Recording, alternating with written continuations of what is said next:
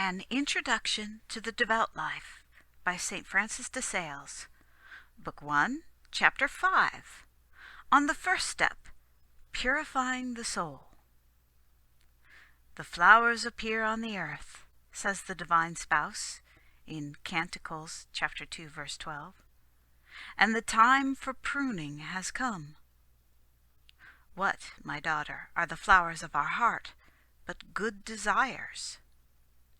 Therefore, as soon as they appear, we need the sickle which shall prune away from our conscience all dead works and superfluities.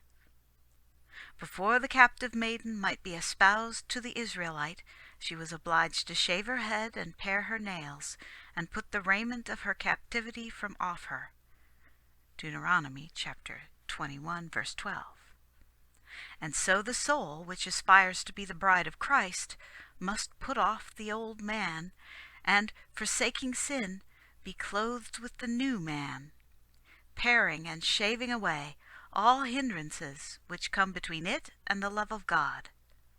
Such a purging of our corruption is the foundation of future health. St. Paul was purged with a perfect purification in a moment, as were St. Mary Magdalene, St. Catherine of Genoa, St. Pelagia, and some others. But such purifications are miracles in grace, even as the resurrection of the dead was a miracle in nature, and we dare not aspire to such.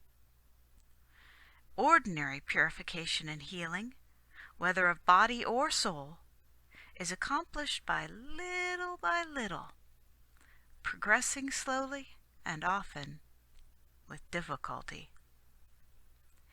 The angels who ascended and descended on Jacob's ladder had wings, yet they did not fly, but trod the gradual steps of the ladder. We may compare a soul rising from sin to holiness to the dawn, which as it rises does not at once dispel darkness, but advances gradually. It's an old saying that a slow cure is a certain cure. Spiritual diseases, like those of the body, come mounted and at full speed. They return on foot and creeping. We must be patient and courageous. It is sad to see those who find their attempts after the devout life hindered by various infirmities.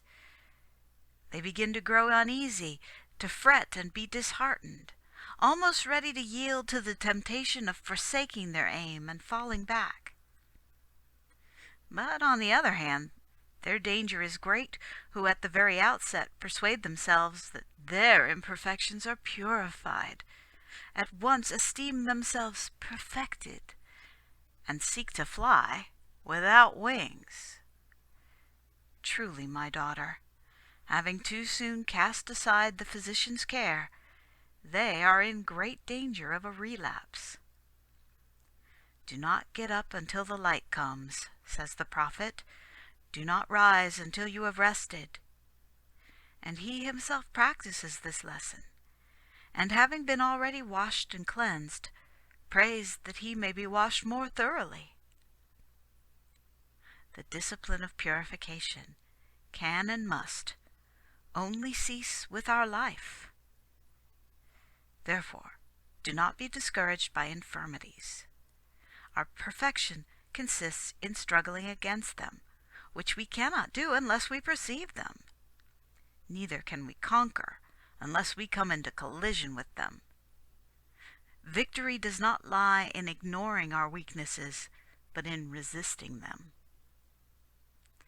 Therefore, being grieved by them is not consenting to them.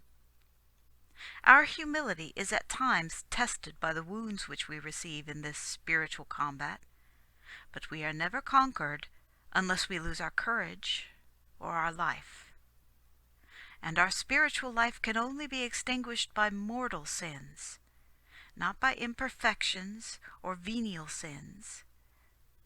Therefore, we have the more need to watch that these do not destroy our courage. Deliver me, O Lord, said David, from cowardice and faint-heartedness. It is an advantage of this war that as long as we fight, we must be victorious.